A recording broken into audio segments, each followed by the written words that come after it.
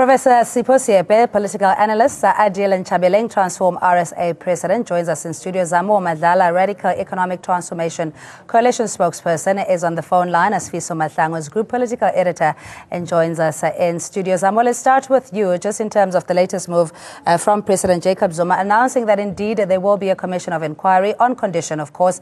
What do you make out of this? The opposition saying they completely gobsmacked. They didn't see this one coming. Thank you for the opportunity, Cindy, and good evening to all the viewers at home and yourself and the panel. Well, I suppose, yes, it does come as a bit of a curveball, but at the end of the day, I think when we go back to the actual report of the public protector, it spoke of a state of capture. It wasn't actually state capture. So our understanding is more the president saying he wants a state capture probe, not a state of capture probe that would supposedly be singularly directed at him, his family. I suppose he's seeking to set the terms of reference, as we have been asking, to say it is the state capture that we are interested in. I mean, just the other day on Friday, the court has found that one of the prominent families in this country can run their own VVIP port through resources that are created by the state. To me, that sounds more like state capture, but now that involves the judiciary. So it is the whole thing that needs to be looked at, and less about each individual that seeks to be targeted by a particular investigation.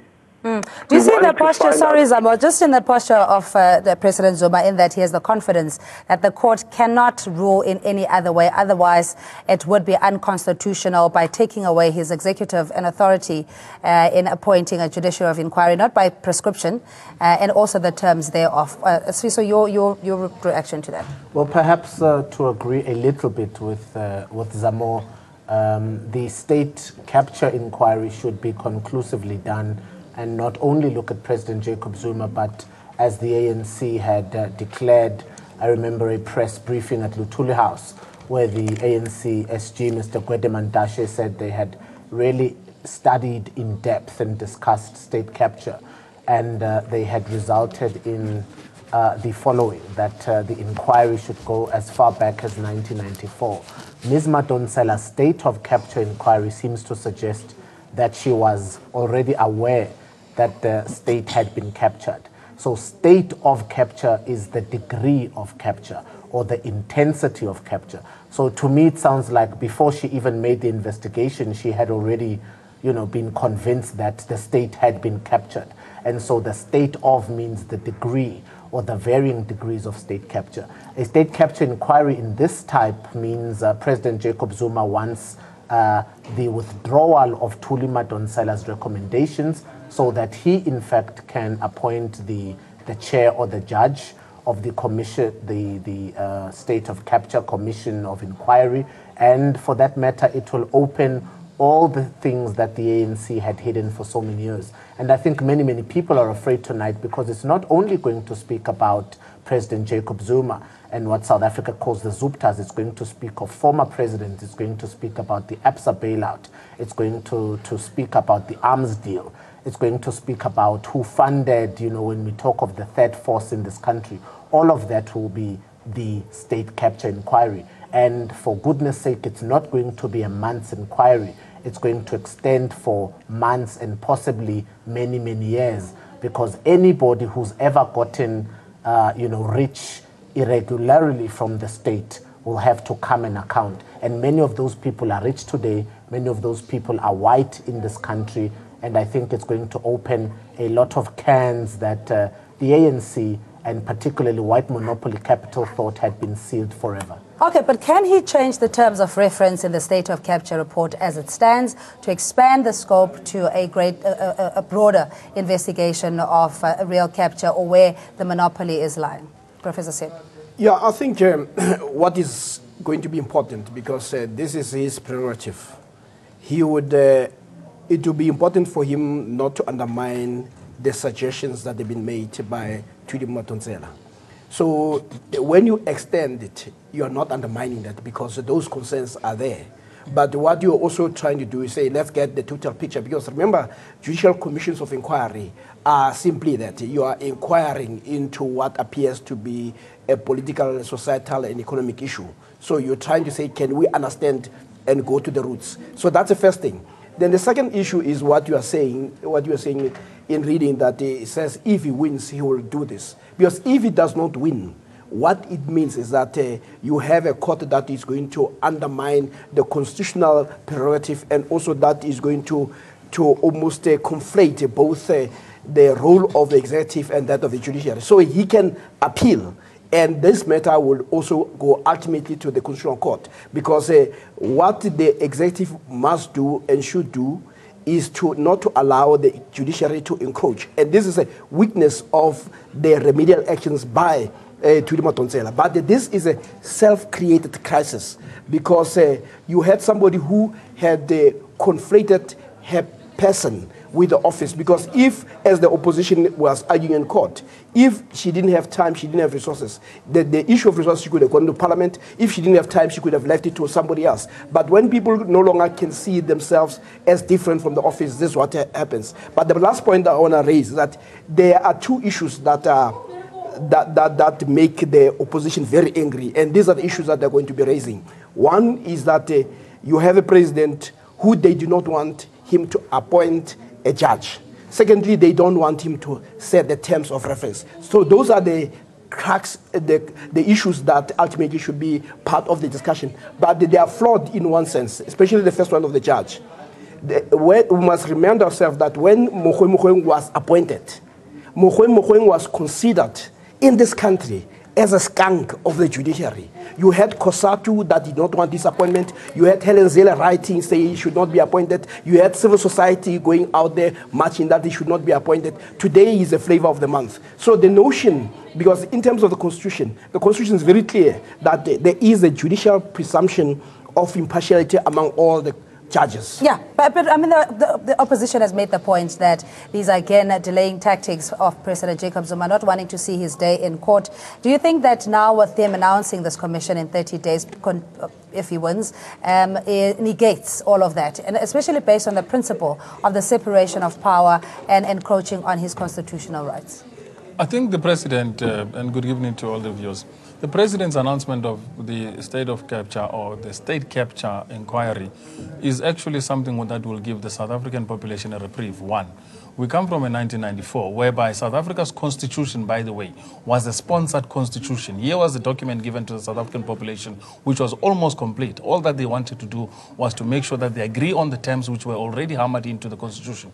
In that particular document, which was the constitution, there was already sponsors that gave in money as well as resources, because they wanted to continue the control of the capital as well as the monopoly interest and business interest, which in fact becomes political. Remember, capital and power are not separate. So as a result, that's what happened. So when we're saying we want to have a full-on picture, as a transformer said, that the president must actually instruct that the terms of references for the state capture inquiry must include all the activities that started off as soon as 1994, leading up to 2017 today, after the report was released by the former public protector before she left office, because that was a really hush-hush done report that focused on key individuals which were selected and families that were flagged in order to be targeted for a reason. So the report itself that we're looking at as an inquiry, it must be a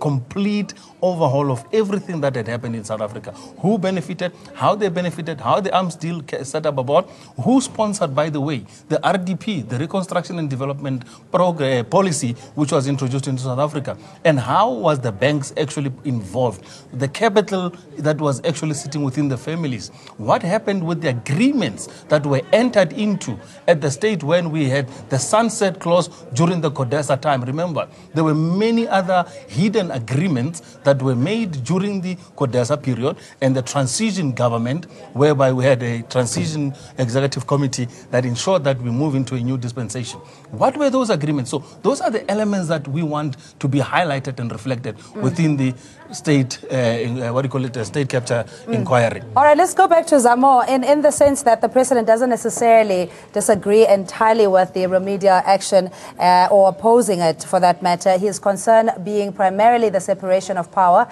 as a principle and a constitutional prerogative and not necessarily flouting, that particular principle. And yet we see it more, or it's alleged that this has been a tactic for him to try and avoid any further investigation. Well, I think that such allegations they're just downright illogical. I believe that if the president had instituted the commission as per the instructions of Thuli Madonsela, he would have been flouting the Constitution. Now, when he doesn't carry out the remedial actions, he's told he's flouting the Constitution. So he's gone to court to seek clarity. In fact, my colleagues there, I think they've said they should go back to 1984. I would like that state of capture or state capture probe to go back to at least 1985, because we all know what happened between 1985 and 1993 in terms of how the monies were dished out towards the last days of apartheid. That is part of state capture. It was still the South African state. It may not have been democratic, but it was still the South African state, and those things must be accounted for. So the issue of state capture becoming about President Zuma is really totally laughable, because it is to suggest that with our economy being the size that it is, with the realities being what they are and who makes what money in this country, we will be led to believe that the President of the Republic is the person that has ultimate control over the state. Please bring the state capture inquiry already so that we can get down to the bottom of what has been what. Yeah, but is it only going to take the court process for us to get back to issues of economic terrorism, if you like, or rather the exclusion of black people and the capturing of the state? Or can this particular process see the light of day if there is political will? Well, even if there is political will, which I'm sure many parties don't agree with today, when Ms. Madonsela released her State of Capture report, as it was titled, many political parties, lauded her and praised her for the good work. Some even called her to stand for the presidency. Right now, what is happening in South Africa is anyone that has looted the state in the last 24 years is trying to delete the evidence from their files and computers so that they are not implicated in this now extended state of capture inquiry. I think what Ms. Thuli Madonsela's report will do is it will put an end to the facade that South Africans call the Rainbow Nation. The Rainbow Nation will now go back to the Sunset Clause. All of these things that were swept under the carpet will now come out. The social cohesion and the harmony that was spoken of in this nation will now be a done and dusted deal. It shall not be. It will go to a time when South Africans will now speak of the economic TRC.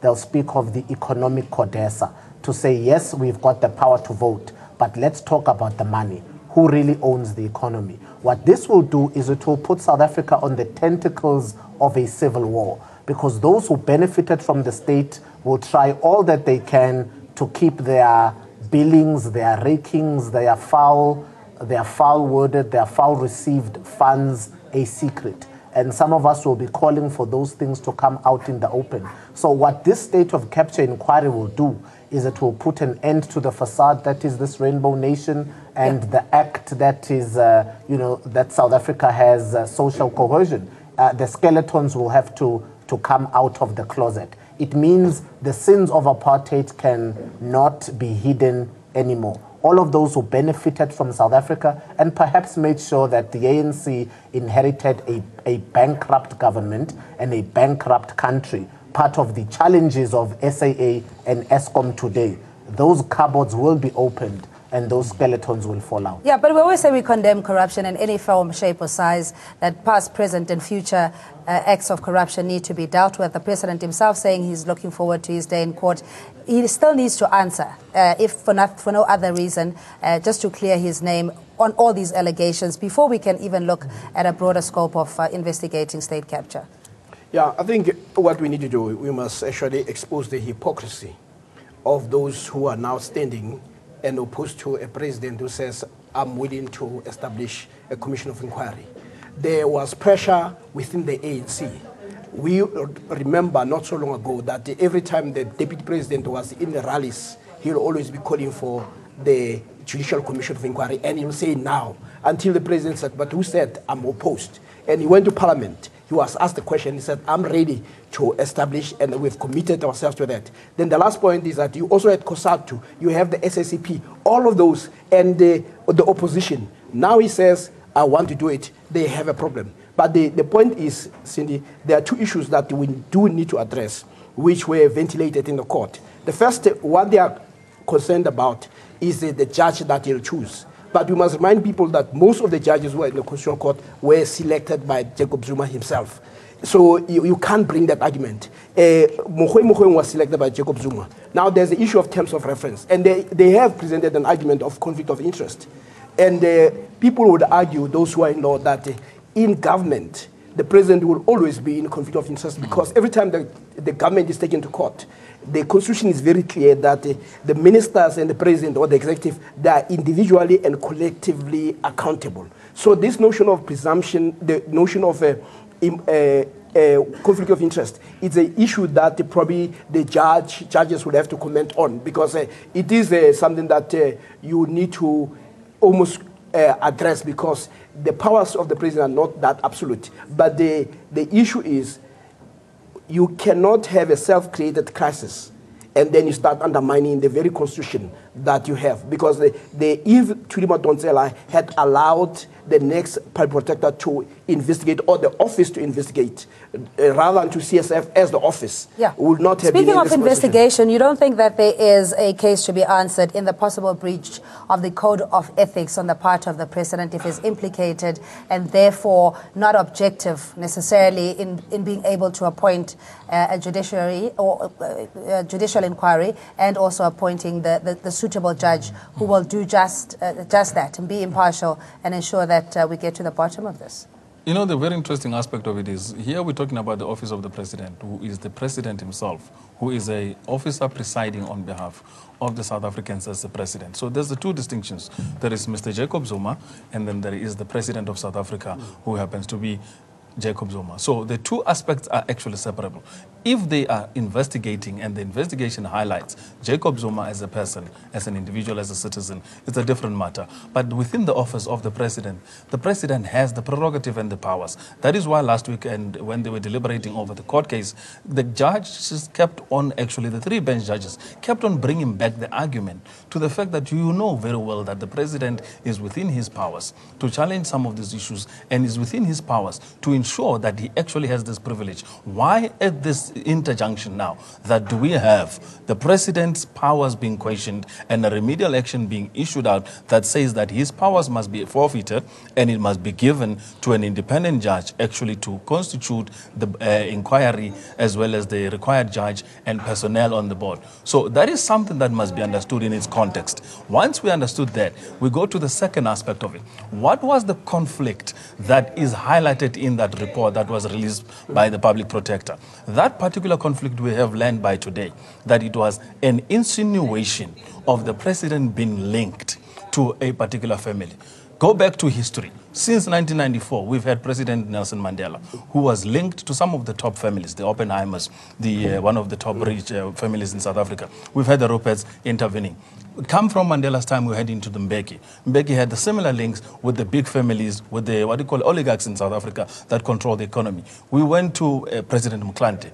Mklante was advised by the similar cartoon of oligarchs and capitalists, as well as white monopoly capitalists that participate in South Africa. Then we come to President Zuma. The same tradition, by the way, that has been lingering in our democracy for the last 23 years has been the same tradition that was only highlighted on one individual. So we want that report to highlight the entire process as to what has gone from the beginning up to where we find ourselves, so that we look at the thorough assessment as to what aspect of the state was captured, at which period. During the President Mandela's period, how was he captured?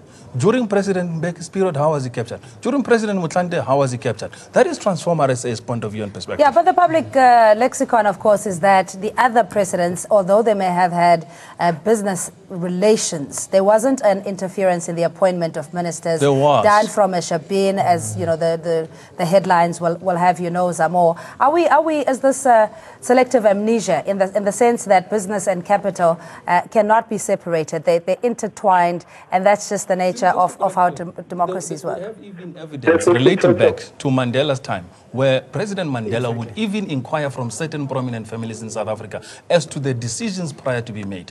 I just wanted to make that point clear. Okay, Zamo, sorry to interrupt. Yes. Go ahead. Yeah, I mean, when you want to say selective amnesia is this.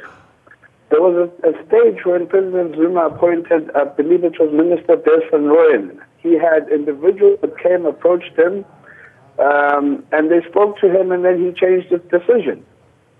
If what has occurred is state capture, what was that? Or is the difference who has provided the guidance and the advice? If it's the same old families that have always been there entrenched within South Africa from the days of apartheid, if that is what we are trying to say, that it is okay as long as it's so-called white monopoly capital influencing and manipulating the president until it's someone else who falls outside that group. Now, if we want to talk about state capture, it must be all-inclusive. It mustn't nitpick. It must deal with the facts. Okay. Zamo, we're going to have to leave it there, my brother. Thank you. Zamo Madlala, Radical Economic Transformation Coalition spokesperson. We'll wrap it up in studio. Is Zuma trying to duck the real issues? And what are the real issues according to the opposition? When you've had 24 years of a democratic government, and you do know that all of these presidents have had friends, many of them have been aligned, many of them have been persuaded. When all that information is out there in the public domain, and then one report demands that a country overlooks the constitution because Ms. Madonsela has indicated that President Jacob Zuma is implicated.